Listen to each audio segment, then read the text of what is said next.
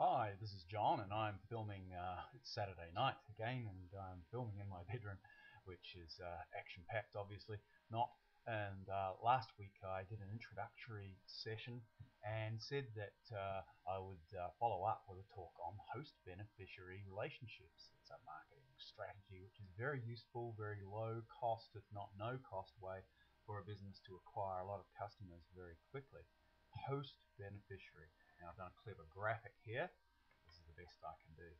It's host Ben for sure. Alright, now haven't learned how to edit on film yet.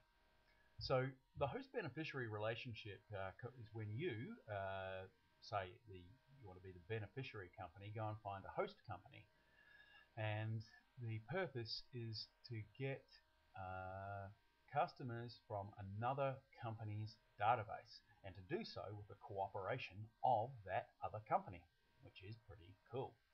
The first thing you need to do is this: get out a big old piece of paper and write down industries or businesses, business categories that have similar or the same, they have the same customers as what you do, but they're not competitors.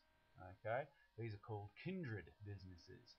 So for example, Jay Abrahams is a big proponent of this particular tactic, and he talks about a landscaper, say, and recommends that with your business you look about 2 or 3 transactions before a person comes to seek your product or service. So a landscaper is going to do his research and probably find that people get landscaping done when they move to a new house or buy a new property, and so they will have probably not long beforehand have used a real estate agent and a conveyancer and maybe some other trade services, a moving company and so on.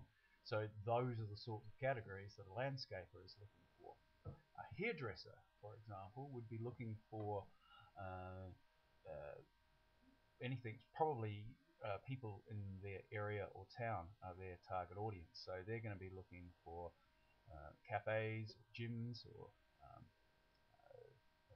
food stores, even clothing stores, that sort of thing. Kindred businesses. So once you've got a whole lot of those, and you should be able to get a whole bunch of categories, aim for 5 business categories, and later on you can go to the yellow pages and get 5 different specific businesses in those categories, each of those categories, so a prospect list of 25. You then need to work out a deal. This is the second thing you need to do. Work out a really good deal that you can offer to customers of that other business. Right? It has to be a really, really good deal. It has to look like the host business, the other business, has really, really gone to the mat on this one and worked out, cut a deal for their customers.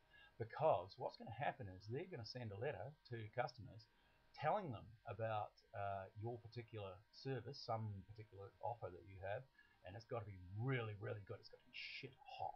Okay, it could be a very deep discount. It could be something that you can provide for free. If they purchase X, you'll give them a free Y.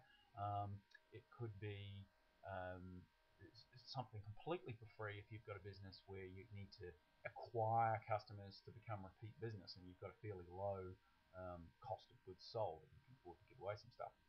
So very, very good. And then the third thing to do is to approach those prospective host businesses and put the deal to them. To sweeten it, you might want to offer them a commission of some kind on sales, all right? And you would also probably do the letter for them, do the letter copy for them.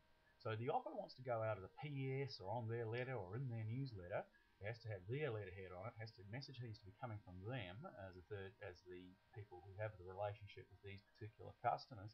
But you can, by all means, write and hand over the copy to them for doing that. Now, once you've run it, you need to test it. You want to measure it. You're going to tune it, and you're probably, hopefully, going to repeat it, because most of the time this strategy works, and therefore it's something that you need to look at doing on an ongoing basis. You need to roll it over, repeat every 6 months or every 3 months or whatever is appropriate in this particular case.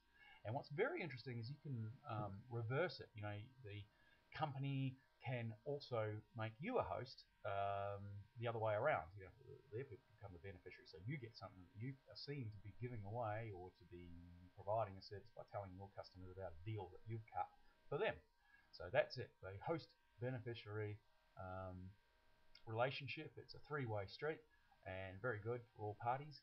It's pretty much free to get up and running, takes a bit of work. If you want to chat with me or any of the others about this sometime, then you're most welcome to do so. Give me a call at Spin or have a look in a message down below or off to the side of your screen one way or the other, depending on what particular forum you're looking at this video in. And I'll talk to you again pretty soon. Hopefully that encapsulates something, a thought for you that you can do this week. Alrighty, bye for now.